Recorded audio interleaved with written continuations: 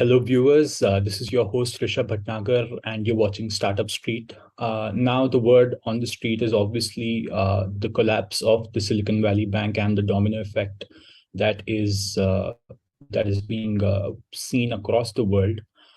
Today on the show, we have someone who's quite directly linked to the crisis, and he's dealing with it on a daily basis now. Is the founder of Terra.do, that's Anshuman Bapna. He's based in the US and his startup banks with the SVB. So we have a guest that will tell us directly the impact and the scenario that's unfolding across startups across the globe and in India. Hi, Anshuman. Welcome to BQ Prime. Hi, Rishabh. Good to meet you. Yeah. Not the best time for startups right now, and also to have you on our show for the first time, but welcome nevertheless. Let's get started. So you have deposits with the Silicon Valley Bank, as I'm told. Could you give us an idea of how significant that amount is? What's the amount that's parked there? So we have all of our venture investment money and all the payments that come from our customers coming into Silicon Valley Bank, so 100% of it. All right. So is there any working capital crunch that you are seeing currently? Yes, we are.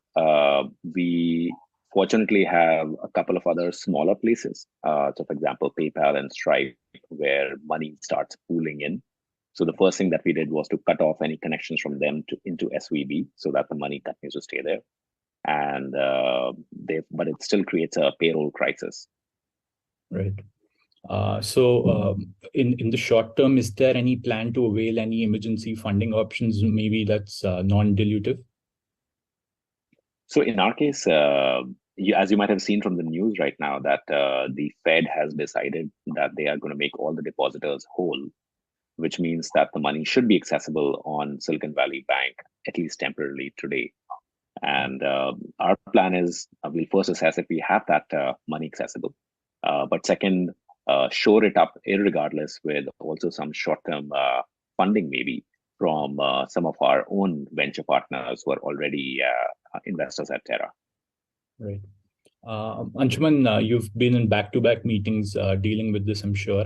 What has the communication from the bank itself been like? Is there panic? Is there confusion among founders and your employees as well?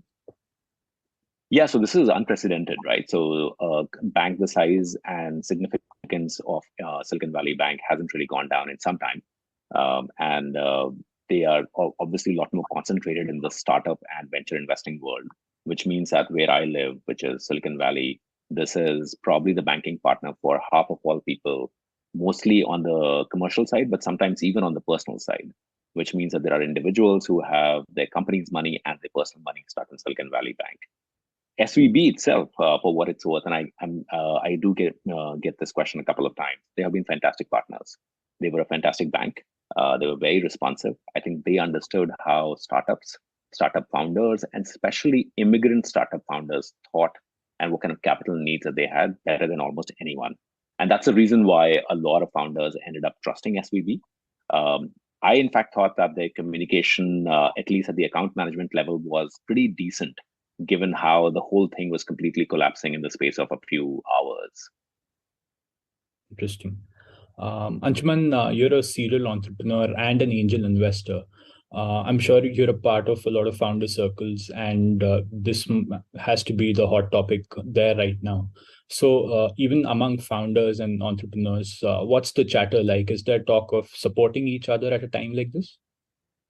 Yeah, in fact, it has been an incredible 72 hours to see how people have rallied together, but also how people are trying to take advantage of the situation, as always happens.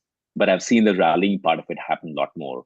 I'm part of a WhatsApp group where there are about 1,200 different founders from all across the world, a lot of them from India, because Indian founders, especially who incorporate in the US, end up using SVB a lot.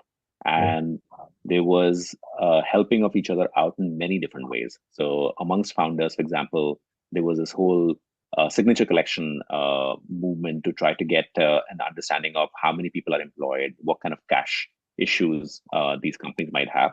And then individuals reached out to other large financial institutions and high net worth individuals to try to set up a loan facility for founders.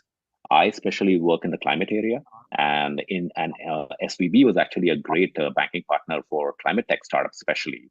And in climate, which is also very mission oriented, there have been even more attempts at trying to put loan facilities together, trying to help companies meet payroll and so on. So it's been very gratifying to see how the community has come together, especially the founders. Yeah, that's good to hear. Anshuman, keeping aside the immediate financial hit that is obvious, what's the hit to the investing sentiment? What do you foresee there, maybe in the next 3 months or so? That's a great point, Rishabh. In fact, I think the Fed has gone ahead and said they'll make depositors whole. So therefore, it might entirely turn out that everyone will get 100% of their money back who are depositors or even had a loan with SVB. Might not be the case with bondholders, will not be the case definitely with equity holders, which is the first order effect of what the Fed action looks like. But the second order effect is going to be just this cooling effect in the venture capital world and broadly. We've already seen what's happened with the tech layoffs in the past 3 to 4 months. So it's already this pretty down sentiment on what's going to happen next. My suspicion is that a lot of companies and a lot of funds that were thinking about deploying more capital are going to have a cool off period because the markets are so volatile right now that they would probably wait until they know what's really going on when things become stable for them to deploy again, which means that term sheets might fall through, which might negotiated term sheets and actual financing rounds might fall through or look different. So I think the second order effect is the one which is really worrisome. Right. So, I mean, there was always chatter of a lot of dry powder lying around, right? There's so many reports coming through. I mean, they were coming through maybe in the last 3 months that I've read that there's plenty of dry powder. So that is definitely sort of taking a hit now, right? Yeah, absolutely. I suspect, I mean, even if I was a LP in a fund myself, Mhm. I would actually just hold off for the next couple of weeks at least to try to find out what's going on and how far this contagion would spread. And that Exactly. is sometimes the difference between life and death for startups. Very, very interesting. Yeah. Anshuman, lastly, what are some lessons to be learned from a crisis like this for any startup, young or old? I think the most obvious lesson is cash management, and the fact that I think at 2 or 3 different levels. One is obviously where your cash sits and what it does while it sits there. So something like what we did, which is having all our cash in one place, was not a good idea at all. Uh, but second is also to look at very precisely what your cash outflows look like and what your cash inflows look like, and see the timing match and mismatch. So, for example, in our case, it was easier for us to meet payroll because we had been very diligent about that, and we were able to stop the cash outflows where we could because we had been thinking about that for some time. And that's a lesson that every startup should embrace from day one. Right. All right. Thanks, Anshuman. Thanks for speaking with us. Best of luck. We hope you tide through this very quickly. And yeah, thank you so much.